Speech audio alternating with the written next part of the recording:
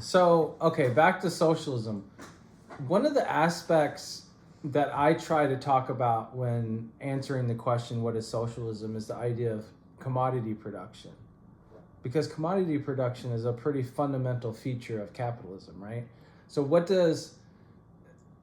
to me, it seems like in socialism is to get rid of commodity production as much as possible. God, you don't ask simple questions. See, as long as you have to each according to their work, all right, then there will be commodity production, even though it's different from capitalism. The reason being that if you are to each according to their work, then what happens is that workers get a salary or something equivalent, and so then they buy that thing they want. So for consumer goods, under socialism, different from under capitalism, is that under capitalism, the product produced under private ownership, sell it, still private ownership. So it's from private ownership to private ownership.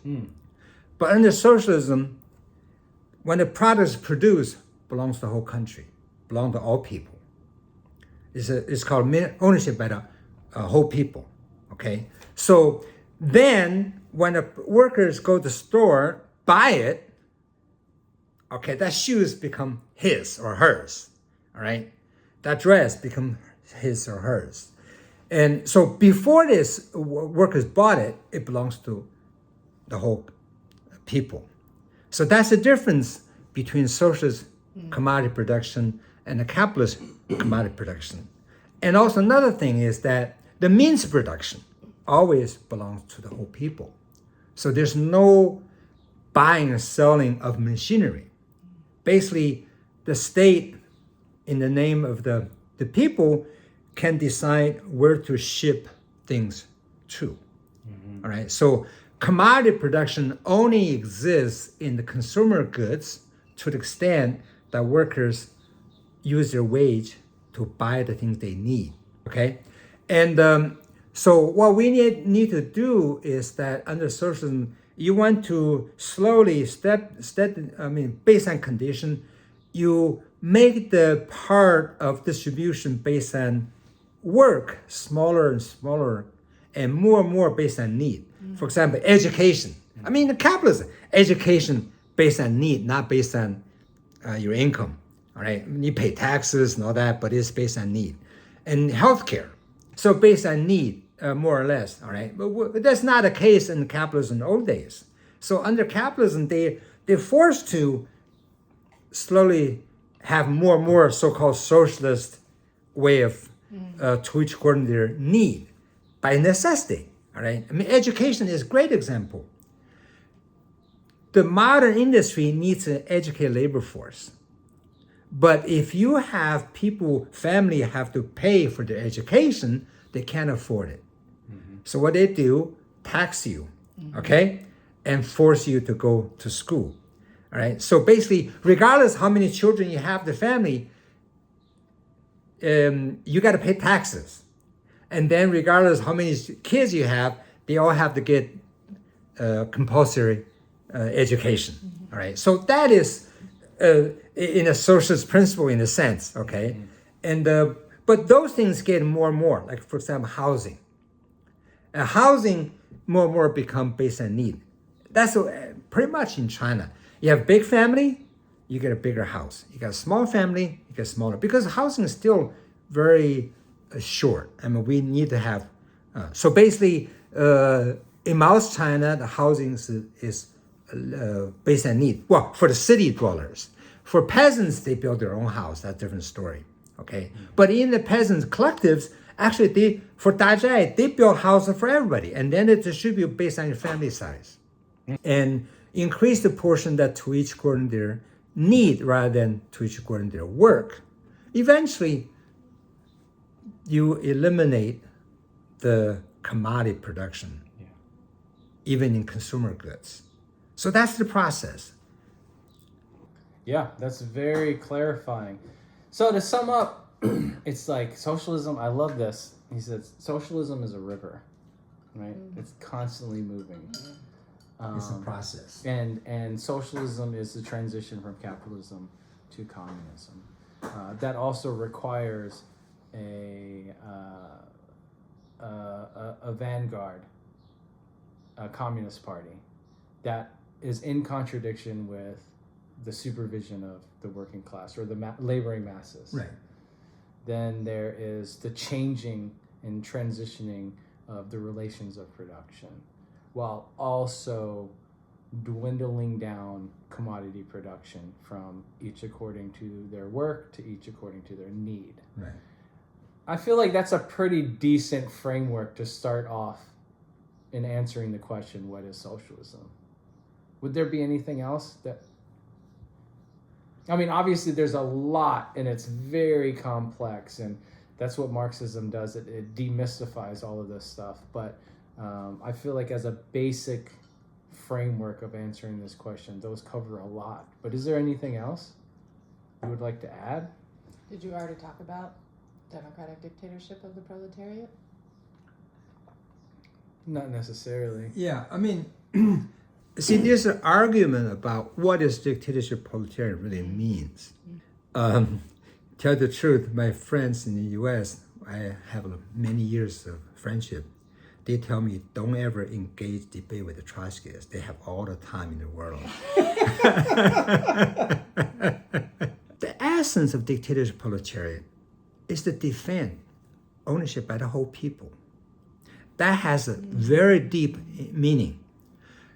That is why you don't go Yugoslavia model of workers' self-management.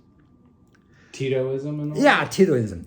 The reason for that is that workers' self-management actually is a negation of ownership by the whole people. The Cultural Revolution is a negation of that kind of. See, well, I have evidence. For example, in the Cultural Revolution, the workers, students travel around the country. They support each other. The reason they can do that, because they are part of the ownership by the whole people. So in a factory, you have fights, you have different factions. People from around the country. I mean, somebody from Guangdong can go to Heilongjiang, some other places, and support a worker in that factory. Yep. And if you have a self-management, then it's not your business.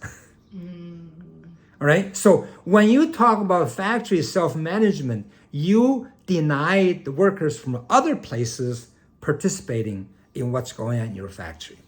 So the ownership by the whole people is what you defend. And also, it's because precisely ownership by the whole people, you defend everybody's right to speak up. That's why you against violence, the clashes of sectarianism. Because sectarianism is denying other people's right to speak up. All right? So basically, ownership by the whole people is what the working class power defending. And so just like under capitalism, dictatorship capitalist means that they will not let anybody using however democratic means changing the ownership from private to whole people without their consent. There's no argument. You cannot, through election, through any kind of democratic means, change the structure of ownership.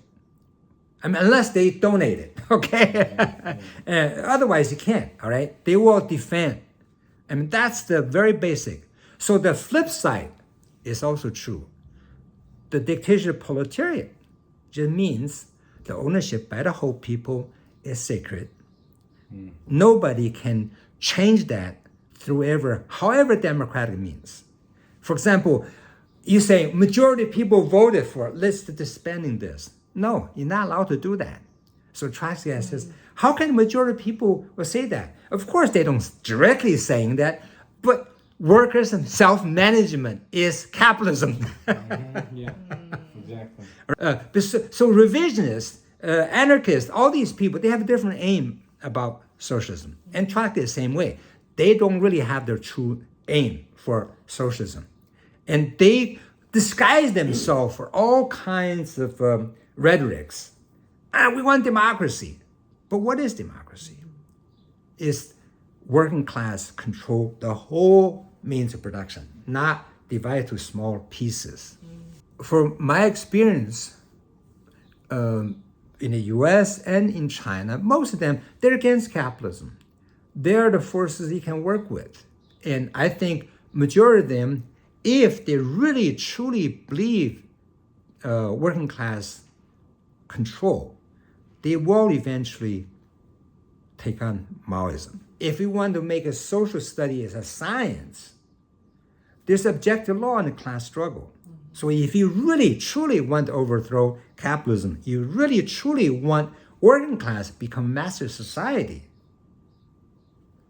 you just have to eventually discover Maoism is the way to go about it. But I do want to ask about a different tendency and get your thoughts on it.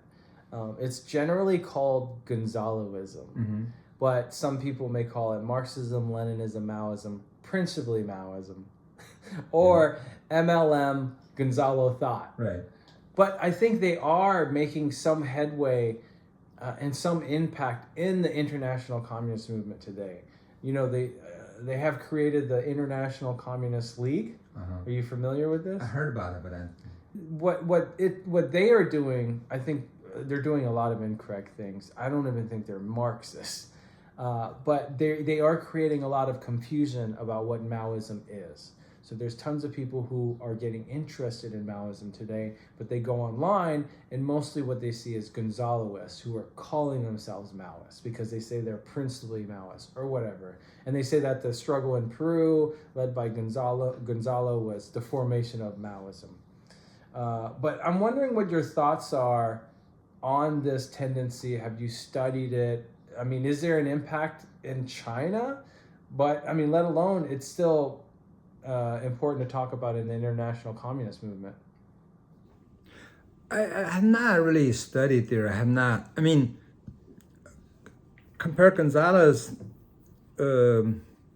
success or failure to India, to Maoist in the Philippines, you can see, I mean, I think the Philippines and India has a lot more to offer than what Gonzalo has to offer.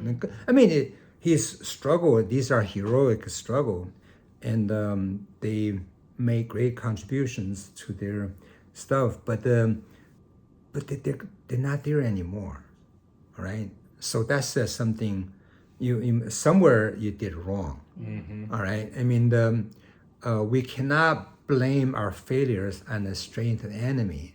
Yeah. And because there's a Chinese movie I talk a lot during the Civil War in the late 40s. In the movie, the defeated KMT general with his advisor, they riding the jeep, and the advisor says, "God damn it! It's not we're stupid, but the communists just too smart."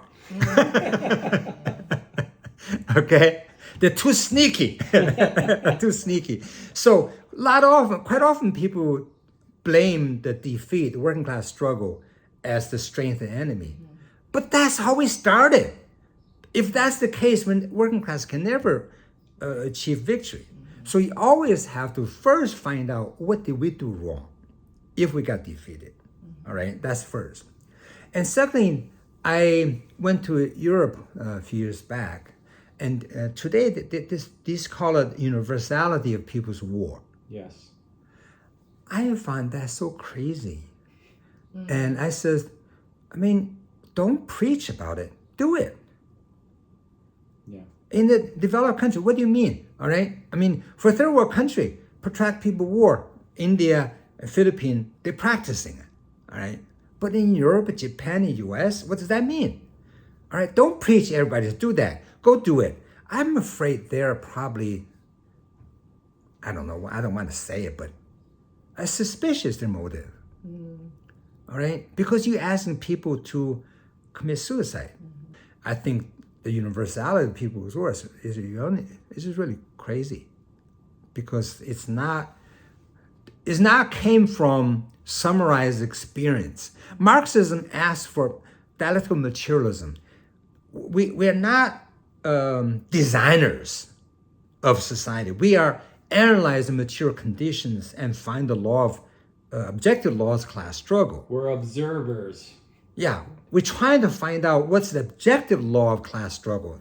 And so some of these theories, I don't know, where's the experiment to show that you're right? Yeah. Even if you are more focused on China, there is a rising industrial proletariat, and it has been for decades. So you were talking about that in China, in socialist China, the differences between the industrial proletariat, who had more like of a petty bourgeois outlook towards the service workers. But I mean, in the U.S., there may be somewhat of a really big difference between the industrial working class here and service workers, and we may even see that the most advanced section of the working class may be in industrial production. Industrial production in this economy is very important. It's like from what I understand, it's the very core of which all other things are made and produced. But can you say anything on the topic of, is the industrial proletariat like a key core of the revolutionary movement in more developed countries like China and the US, Western Europe, Japan? So, because basically a society, the most basic human activity is produce goods for people to live on. Mm-hmm. So the production is number one. All right, everything else is supporting that activity. And so the society, why did the U.S. working class movement is in such a shambles for so long? Some people analyze it in China and other places, the third world, they says, well, because U.S. working class share some of the profit that U.S. make internationally, and that's just a lot of hogwash. Because on micro level, you cannot find any single capitalist who hire a worker paying wages more than they can get away with. Mm-hmm. All right? They were trying to pay the least they can. So they're not going to take the profit from whatever they're doing from outside. Oh, good, let's all family. I mean, that doesn't make any sense. So basically, the profit they make from third world countries just make them have bigger armies, bigger police forces, and everything else, not workers getting more higher wages. The reason the working class struggle is so low actually has to do with the ability, the imperialist country, to divert the crisis. For example, during COVID, they gave everybody a few $1,000s, all right? Mm-hmm. So if you say the U.S. working class benefit from imperialism, that's the closest thing I can find. That's the closest thing.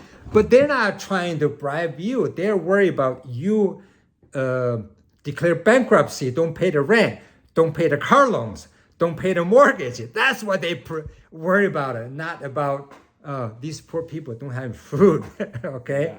Yeah, they worry about the systematic crisis in the financial sector.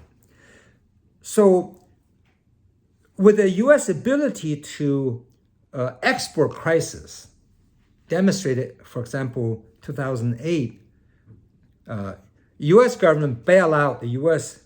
companies, U.S. banks, but they forced places like Greece to go draconian cutbacks in social service, right? So you can say U.S. working class benefit only to the extent they can, in a crisis, they saved U.S. companies and force other companies to go bankrupt. Mm-hmm.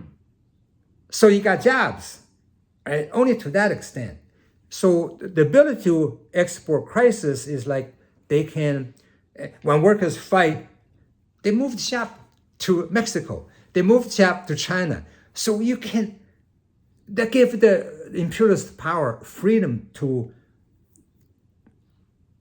what's the word? Just wiped out working class struggle. Yeah. Okay? But if you don't have any place, without imperialism, they have to face domestic crisis. And so imperialism allowed them to export crisis, allowed them to soften the working class struggle, either by suppressing harder or by saving only American jobs and expand of third world country jobs. So they play back and forth, all right? And so, and today you can see this movement against Israeli genocide. People just want to stop war. They don't understand this is that Israel is doing the U.S. dirty job. So you don't understand imperialism, you don't know how to change this whole thing. All right. So only one that really ultimately will threaten the system is the working class. Yeah. Only one that can change this. Everything else, they can compromise, they can do everything else. And so, I mean, working class is still not in very high class conscious, and there's a long way to go. But that is the bottom line. Without a working class rise up, challenge the system can continue. I think along those lines, something that we've been talking about is, yes, we need a working class movement, and that is made up of many different types of workers. Right. And so how do we analyze the changing working class and still, given our limited forces, prioritize where we send them to figure out, right? And one part of it is that we have to do the investigation to figure out which section of the working class is already on its own starting to really have larger struggles, which we're seeing to a small extent, right? But again, the communist leadership is basically absent. If it is present, it's largely revisionist or, just very confused, or there's lots of infighting. So we're trying to figure out, how do we determine which part of the working class to prioritize, right? And like I mentioned, part of leaving my job is because teachers are not a priority right now. And while we have seen teachers be very militant at different points in history, and we still see a little bit of it now, right? They are not going to be a leading force in terms of building a working class movement. I think that teachers are more likely to become more organized as a working class movement grows. Some of the conclusions that I've reached as a result of my 11 years of teaching. And so we need to really figure out, how do we figure out, that is the struggle over means. What I learned from the Filipino struggle is that they are so organic. In a sense, they have people in all sectors. And they have armed guerrilla struggle, they have union struggle, they have peasants, they have intellectuals, student movement, women's movement, environmental, and electoral politics. It's very diversified. Yeah. Very diversified. And that, you can just see that is so much tension. If you see my work is the center, without seeing we are working for the common goal. And what I realize is that they're working not against each other, but working as an organic whole. Yeah. We have cell, we have DNA, every part of the body, okay? The same DNA. The more to the story in the Philippines is that they make everybody can do their best based on their ability. So, for example, if you being in prison, then you got out. Well, we don't know how you got out. We can never find out, right? So you will not be in the core of the secret of the party. But you can do labor organizing. You can do intellectual organizing. I interviewed a lady. She is from an intellectual background. Then she joined the guerrilla for 20 years in the guerrilla force. And then once the battle, she got injured. She, by her own, without approval from the party, she went to a local hospital. And that violated the principle, all right? So she injured, she cannot continue doing the guerrilla thing. So she reemerged in society, used her connections. She become organized for professors. And so basically, and also I found, I was interviewing this labor movement, they call it KMU, KMU. It's a May 1st labor organizing. And so I was in their office and I wandered around and find out a guy, working, so how long you been doing this? And he told his background. He was in the guerrilla for maybe 10, 20 years. And then he was being spotted and we discovered somebody know him outside. And so he's not suited to do that kind of work. So he went to the city and worked at the union as he doesn't do public speaking and everything else. He do training for labor. So they find everybody, given what's your ability, what's your background, what's your strength, what's your weakness, find the thing that you can do the best. But let me go a little bit further with this, the whole idea of the industrial proletariat. It seems to be like large workplaces are incredibly important. If the working class is also unionized, that's incredibly important. And a lot of history, a lot of communists have written throughout history that these are levers to be used to grow and push the revolutionary movement forward. And then when you have, say, like, we hear about places like Starbucks that are unionizing, but every little Starbucks location has 4-6 people there. Sure, it's great that they're unionizing, but is it a key point that's going to bring their consciousness to higher, to show that they are part of a wider class rather than just organized, like self-management almost, type of idea. But there's also the idea of, say, teachers, and there's a wide variety of how teachers are treated and what kind of a class consciousness that's produced out of that throughout the country. Some are in cities and they're relatively well off, and they have kind of petty bourgeois aspirations, compared to like some in Appalachia that are just kind of dirt poor and struggling. So they obviously have more of a working class type of outlook. But the ones who are better well off and have more of a petty bourgeois outlook, they also may have access to a really good pension fund that they've been building up to.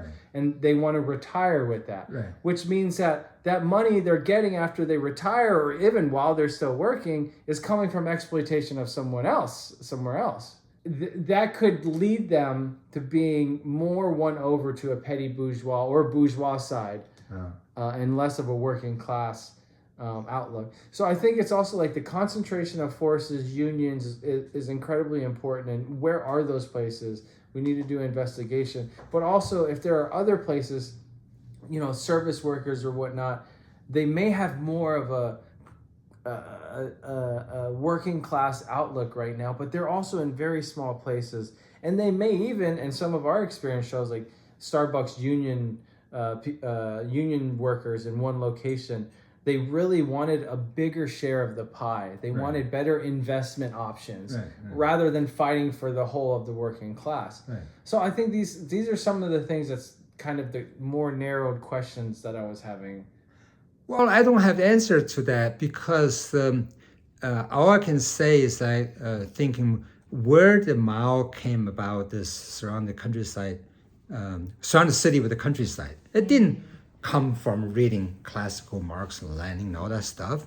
All right, it's in practice. You basically you learn from people. You see where the success, where the failures, and then you explore. You don't have a dogma. You don't say, well, Marx didn't say this, Lenin didn't say, Mao didn't say this, because today what you do in advanced countries like the U.S. and Europe and Japan, these places, we just have to explore. We don't know the answer. Only through practice, right? I think one of the things that we are also realizing, one is the importance of study.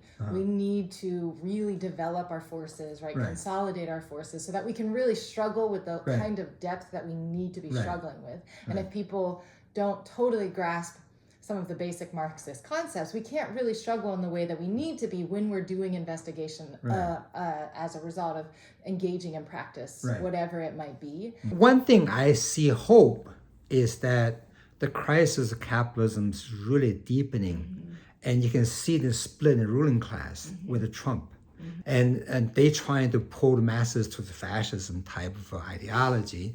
All right, these Trumpers, and like you said, those people, veterans, they actually went to the libertarian. All right, they could have been a more progressive. They went the other way. So, but the crisis of capitalism that's what's going to change. Is that as U.S. trying to hold on to its empire, it will necessarily demand the working class give more and more sacrifice, not only living standards, but actually fathers in the army, like what they did to you, all right? So more and more people will realize this capitalism is killing us. Environmental, in terms of wars, like today in Gaza, just you can see this blatant genocide, and people not seeing that's because of U.S. And Israel is doing the dirty work for the U.S. And U.S. look like, oh, we're trying to pressure them to do some nicer and that kind of stuff, all right? But the continued genocide will educate people why Israel can do that, okay? So crisis capitalism, imperialism, the war, we can see the rising industrial country is threatening the U.S. dominations. So this is going to be intensified. Right. So that's why I see more hope, because the contradictions sharpening. They can't just live the way they want to. And so a big change in the next 10, 20 years. And this is the job of Marxists in this country. I don't see a strong working class consciousness here. I see a lumpen, I see petty bourgeois, and I see bourgeois consciousness. And I think we made the mistake of being like, oh, well, you know, there's the working class. It's there somewhere. Its consciousness will come about. But I think it's really about like Marxists going in and making these exposures and explaining these political issues. And the same thing in China. How do you educate people? And so basically you have to investigate, you got to find out the contradiction, what it is, find the common denominator that really can make people see things, right? That's just a lot of practice. I have no idea, but I'm admire you guys doing that.